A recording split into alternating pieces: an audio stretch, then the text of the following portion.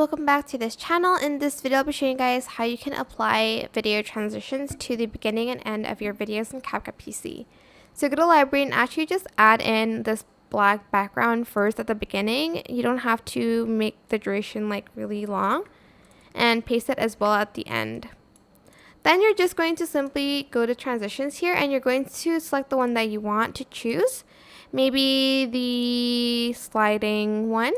You're just going to add that to the first videos. Whoops. And that's pretty much it. You're also going to do that at the end. It depends like which kind of like background you want. You can add a white background as well, but I'm just going to add this one, and you can also add this like shutter one in the beginning of your videos, and again you can also add it to the end. And that is how you can add video transitions to the start and end of your videos in CapCut PC.